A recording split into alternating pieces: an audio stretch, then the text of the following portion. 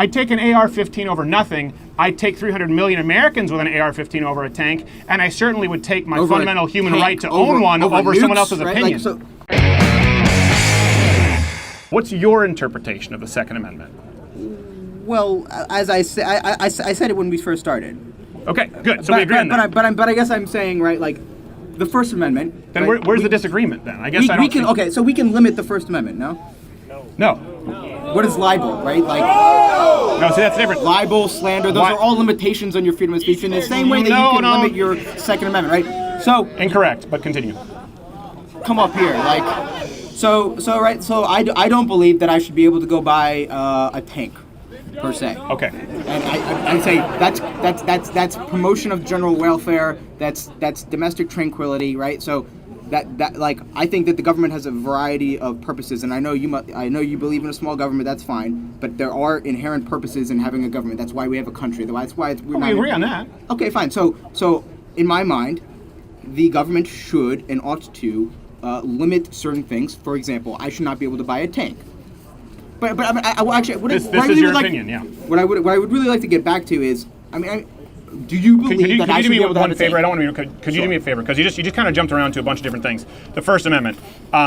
First off, you went through libel and slander, two very different things, and they're illegal, by the way, for different reasons, which do not infringe upon the First Amendment. Just like when people use the argument yelling fire in a crowded theater, it's the call to action. Libel or slander is actually something that is designed to hurt somebody, one in the written form, one in the spoken form, which is untrue. So what you're effectively suing for is that it's a crime because it causes damages in a very tangible way that is fundamentally untrue. It's not about freedom of speech. You can say anything you want. You can right now say anything you want. You can yell out right now that I'm a dick. I don't disagree on that. Yeah, okay. Yeah, thank you very much. So you can, and I'm not suing you. There are no damages there. Okay. For example, because you just jumped around and said there are limitations of the First Amendment. I agree, and let's try and stay on top. So let's go back to the Second Amendment. Now, the Second Amendment, we agreed on it, but now you're saying there are limitations as they need to be that need to be interpreted judicially, correct? Well, I'm saying, I think oftentimes you will hear conservatives take this extreme approach whereby they would say, oh, because let's talk about like right now, right? People are trying to, ban semi-autos or etc. There's a whole bunch of things, bump stocks, the whole thing, right? And they say repeal the Second Amendment. Well, let's not talk about that, right? Because that's not what all liberals think, that we should repeal the Second Amendment. Many of them do. I don't know if that's true. I mean, where are you getting that? Like, well, you just discussed in theory repealing the First Amendment. That's what you just did. I did not say let's repeal the First Amendment. I had no point. When you say let's put limitations, we can put limitations on the freedom of speech. We currently cannot do that. That is fundamentally altering the First Amendment. Let's call it an addendum as opposed to repeal. I'm saying libel and again. Let's get away from the First Amendment. My point is what's your problem with the Second Amendment? Let's get to this because you're talking about what is your problem with the Second Amendment as we both agreed it to be, and then we'll move on from here. Conservatives often will say, "I want my high-capacity magazine because when the government ultimately becomes tyrannical," and that's up for debate. But sure, fine. Under the assumption that all governments become tyrannical, that you would No. Okay, hold on a second. This is something that that you can't do. I know you came in, you said looking for an argument. I think because are you more of an argumentative person? Become tyrannical. So these are presumptions that you're making that I didn't make. So what I want to do is avoid that. And I talk about this a lot. Anyone who follows the program, I've not assumed your motive. I've not assumed your position. The reason for picking our terms and our definition here, it's not trickery. It's the opposite of it, because I don't want to assume your position. I want to hear your position. So your position on the Second Amendment, your problem with it, as you've agreed with me it to be.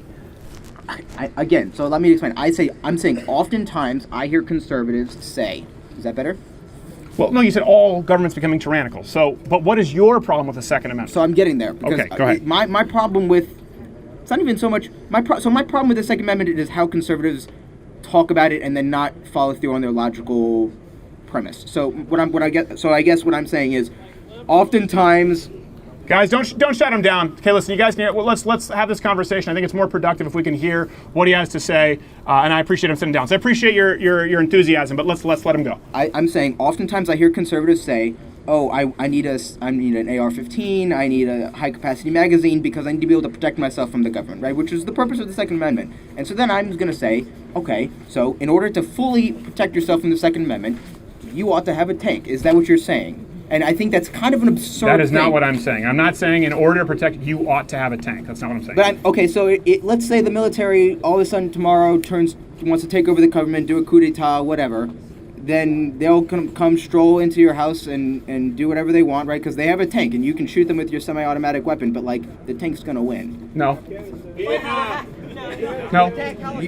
You'll go with an AR-15 over a tank, right? Like, that's ridiculous. No. Hold on, everyone quiet. No, I'll go with an entirely armed citizenry over a government with a registry able to take their guns away. So hold on a second here. You just made a bunch of presumptions. No, I'm not saying you ought to own a tank. It seems to me your problem is with conservative interpretation of the Second Amendment. And so what you use to substantiate that is what I think you guys, if anyone takes philosophy in college, this reverse nirvana fallacy. So you're talking about an imbalance of power. The government has tanks, right? So you're allowing this presumption to, let's say, this theory, the philosophical portion of this equation. The government, let's say, became tyrannical, okay? Sure.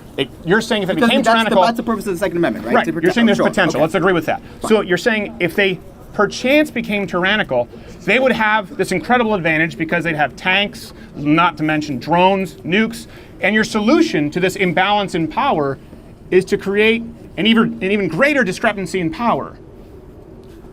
So I see what you're saying, and that makes sense. But I guess my point is, I'd take an AR-15 over nothing. I'd take 300 million Americans with an AR-15 over a tank, and I certainly would take my fundamental human right to own one over someone else's opinion. Like, say that again. I didn't hear that last part.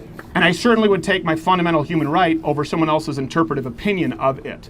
So this doesn't change the fact of, none of us have disagreed, it doesn't change the fact as to what the Second Amendment is, but again, yes, if you look at Afghanistan, you look at guerrilla warfare, you look at, for example, Switzerland with World War II, armed citizens, it absolutely is a deterrent. We know it to be a deterrent. Switzerland was neutral in World War II. No, Switzerland was neutral in World War II, but Switzerland, every person was armed.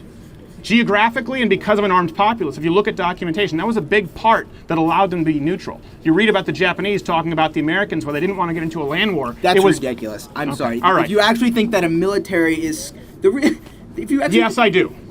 I guess then we have a very fundamental misunderstanding that you think a military is scared of the U.S. population because they are well armed. Be quiet. I'm talking, right? Like, calm down. Like, settle down. We can have a civil discussion. Here's the reason they're doing it.